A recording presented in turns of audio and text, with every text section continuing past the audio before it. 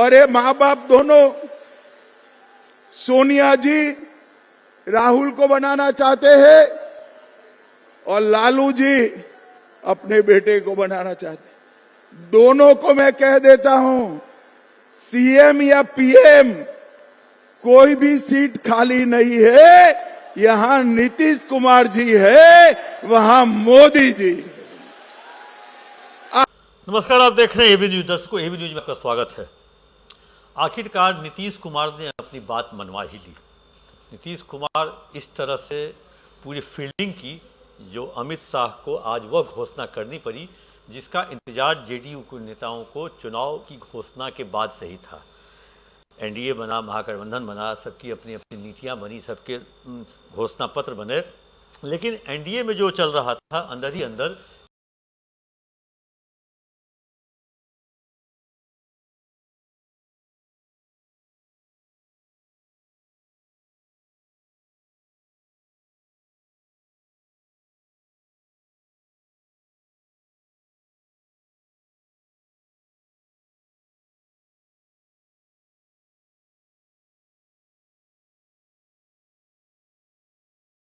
एक लंगड़ी कार्यक्रम जो उसके अंदर ही अंदर चल रहा था। सब एक दूसरे को लंगड़ी मारने में लगे हुए थे और इसकी जानकारी जेडीयू के कुछ बड़े नेताओं को मिल गई थी जो चुनाव के बाद बीजेपी कुछ खेला करेगी नीतीश कुमार के साथ, जेडीयू के साथ, और उस खेला में एनडीए घटक दल के एक घटक भी मौजूद रहेंगे या उनकी सहभागिता रहेगी।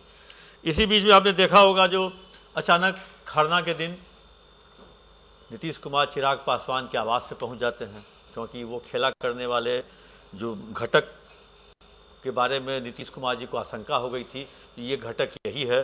15 मिनट तक वो दोनों साथ कमरे में बैठे, खरना का प्रसाद खाया। खरना के प्रसाद खाने के बाद वहाँ से चिराग पासवान मंत्री अशोक चौधरी के यहाँ पहुँचते हैं।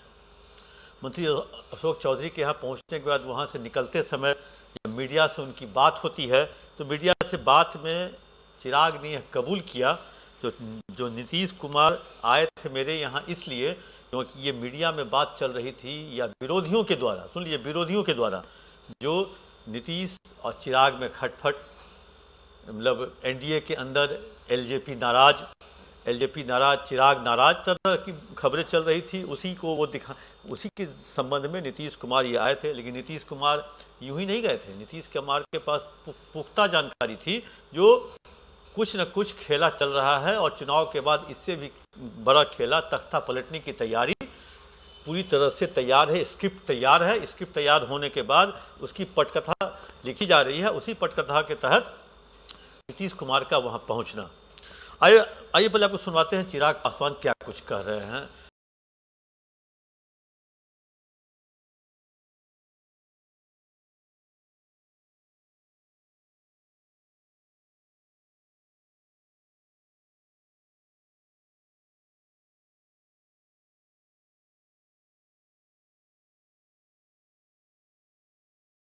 खरना का प्रसाद खाने के बाद फिर से, क्योंकि एक बार तो आप लोग दर्शक सुन चुके हैं, फिर से एक बार सुन लीजिए।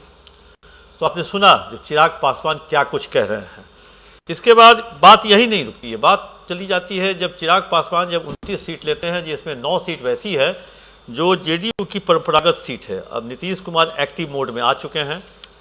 नीतीश कुमार के एक्टिव मोड में आते ही उन 9 सीटों को ज़बरदस्ती फिर कहें जो चिराग के पाले से खींचकर एनडीए की तरफ लाया जाता है और एनडीए की तरफ लाया जाता है। इससे खासे नाराज चिराग, क्योंकि चिराग स्ट्राइक रेट के हिसाब से चल रहे थे। अब 9 सीटें जो जेडीयू की थी जो वो चिराग ले लिए थे, उसको चिराग से फिर वापस जेडीयू लिया गया। तो स्ट्राइक रेट में उनकी एक तरह से कहें जो कुछ कमी आ सकती है, जिसको लेकर के चिराग चिंतित।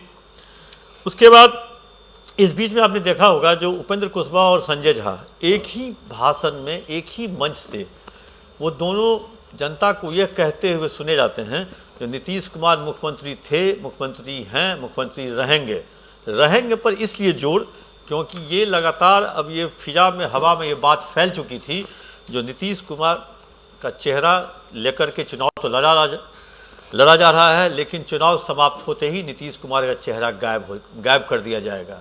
नीतीश कुमार की जगह केंद्रीय कैबिनेट में बिहार के एक मौजूदा मंत्री जो नॉर्थ बिहार से आते हैं उनके कहें जो उनको ताज पहनाने की तैयारी, और डिप्टी सीएम में घटक दल के ही एक नेता के कहें जो सर्वे सर्वा को तैयारी थी। लेकिन जिस तरह से उपेंद्र कुशवाहा, संजय झा का कहना, भाषण देना जो थे, हैं और रहेंगे, इसके बाद और गरमाई पीएम मोदी आए बिहार में चुनाव के लिए प्रचार करने। उन्होंने भी विकास की गाथा कही, विकास पूरे बिहार में हुआ है उसके बारे में चर्चा की, लेकिन कहीं सीएम फेस नीतीश कुमार रहेंगे उसके बारे में चर्चा नहीं की। लेकिन आज आखिरकार कल प्रधानमंत्री मोदी का बिहार दौरा है, मुजफ्फरपुर में आ रहे हैं, कल मुजफ्फरपुर आएंगे और 2 नवंबर को रोड शो भी करना है। कल नीतीश कुमार पीएम मोदी की रैली साझा नहीं करने जा रहे हैं, और ये उनकी नाराज़गी ही कह सकते हैं, क्योंकि पीएम मोदी की रैली, अगर पीएम मोदी आ रहे हैं और उसमें अगर प्रधानमंत्री के साथ मुख्यमंत्री अगर मंच साझा नहीं करते हैं तो इसका मैसेज दूर तक जा सकता है, और ये बहुत कहें एक तरह से रैपिड फायर के तहत ये जनता के बीच जाएगा, जो दोनों का फिर रास्ता अलग। आनंद फानंद में आज दरभंगा के अलीनगर में मैथिली ठाकुर के कार्यक्रम में अमित शाह पहुंचते हैं। वहाँ पे वो बात करते हैं, लालू अपने पुत्र को चाहते हैं, तेजस्वी को, सोनिया गांधी अपने पुत्र को चाहते हैं, राहुल को प्रधानमंत्री बने। तो वहाँ से अमित शाह ने एक फैसला लिया या घोषणा की, जो बिहार में मुख्यमंत्री का पद का वैकेंसी नहीं है, यहाँ पर मुख्यमंत्री नीतीश कुमार हैं, इसलिए वैकेंसी नहीं है, नीतीश कुमार ही अगले मुख्यमंत्री होंगे। उस मंच से अमित शाह ने इसकी घोषणा की, जो नीतीश कुमार को सीएम फेस बता दिया। इसकी घोषणा जेडीयू बहुत पहले से चाह रही थी। जो बीजेपी नेतृत्व में चुनाव लड़ना अलग बात है, नेतृत्व में चुनाव लड़ना, फिर अमित शाह के द्वारा ये कहा जाना 16 अक्टूबर को जो विधायक चुने जाएंगे, विधायक अपने दल का नेता चुनेंगे, तब तय होगा मुख्यमंत्री कौन होगा। उसी बात को लेकर के चिराग पासवान ने भी उसी बात को सही ठहराया, कहा जो अमित शाह जी ने कुछ गलत नहीं किया, लेकिन जीतन राम मांझी ने कहा था जो चेहरा सामने करके लड़ना चाहिए। तो वैसी स्थिति में आज अमित शाह ने चेहरा सामने कर दिया, नीतीश कुमार को ही मुख्यमंत्री बनाने की उन्होंने दरभंगा के अलीनगर में घोषणा कर दी। और आइए आपको सुनाते हैं जो क्या कुछ अमित शाह ने कहा। तो आपने सुना जो अमित शाह कह रहे हैं, जो मुख्यमंत्री नीतीश कुमार ही बनेंगे चुनाव के बाद, यहाँ वैकेंसी नहीं है नीतीश कुमार के रहते हुए। आखिरकार पूरे जोर घटाव गुना भाग के बाद नीतीश कुमार ने वह मांग मनवा ली या कहें घोषणा करवा दी।